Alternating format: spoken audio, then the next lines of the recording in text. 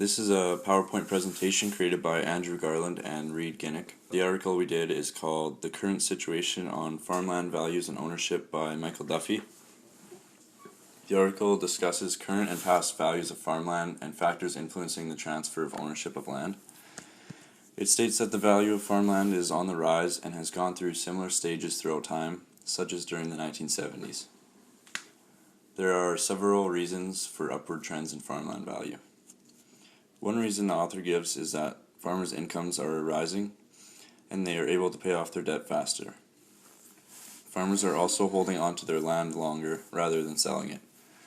This creates an increase in demand for farmland since there is less available to buy and causes prices to go up. The author also writes about the aging of landowners. There are continuously more landowners over the age of 70, which has been a trend since people started keeping track of such statistics. A study brought up in this paper by researchers at Iowa State University shows that in 2007, 28% of farmland in Iowa was owned by someone over the age of 74.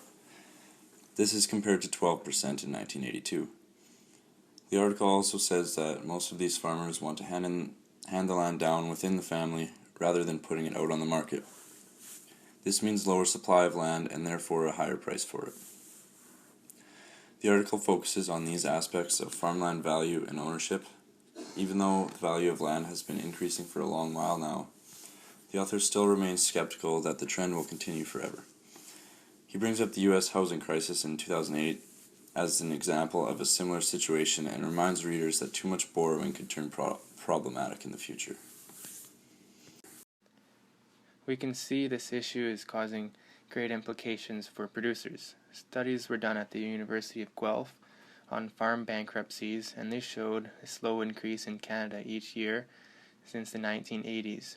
In 1979, there were 125 bankruptcies.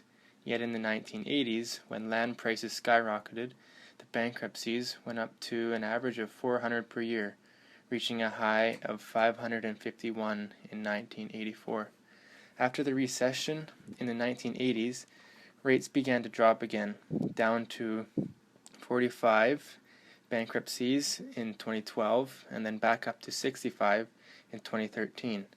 There's no doubt that high land prices are affecting farmers, but what is the limit where there is no profit in it anymore? I will do a brief example of a farm taking out a loan to buy 160 acres at a price of $2,000 an acre with a crop of canola. On average for canola, inputs would be around $300 an acre. Planting canola on a quarter section, which is 160 acres, the inputs would come to a total of $48,000. The Canadian average yield for canola is 35 bushels an acre on 160 acres of land. That gives the farmer 5,600 bushels of canola to sell. Selling your 5,600 bushels at an average price of $11 per bushel, that gives you a gross total of $61,600. With inputs being $48,000, your net income comes to a total of $13,600.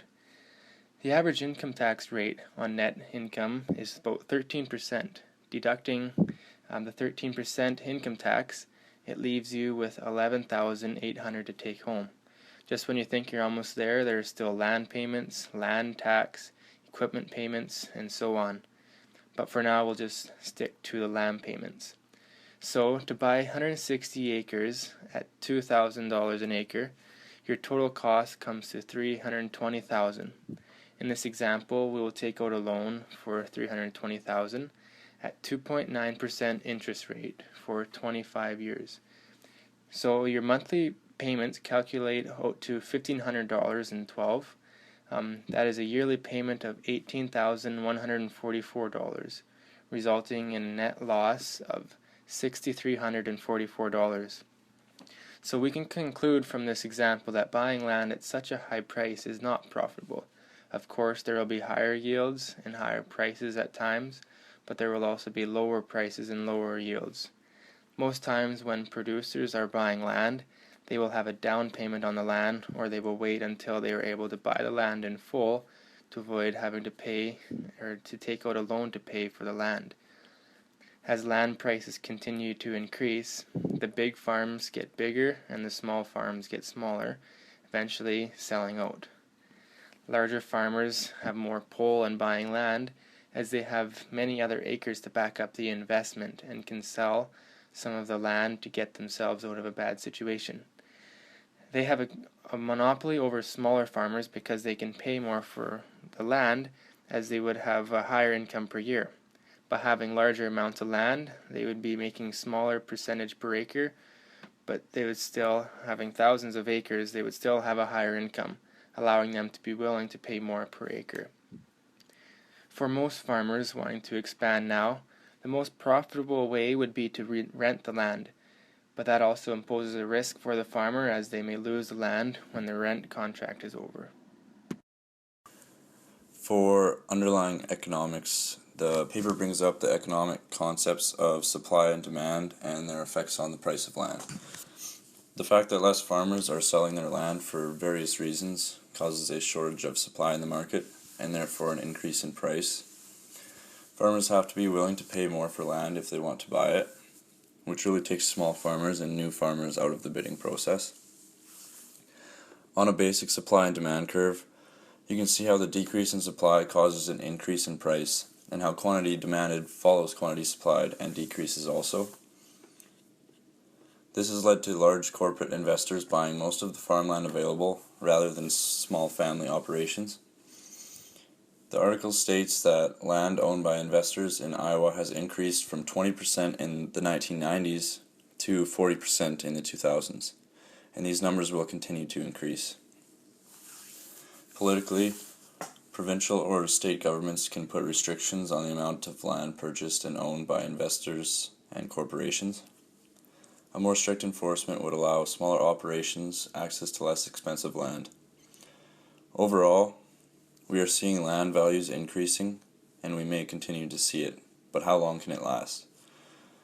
There becomes a point where farmers will turn down high prices and land values will begin to fall. This change in the market could be in a few years, 10 years, 20 years. Nobody knows the answer, but it is leading to that situation. So to conclude our presentation, we'd like to thank you all for listening, and provided is a list of our references. Thank you.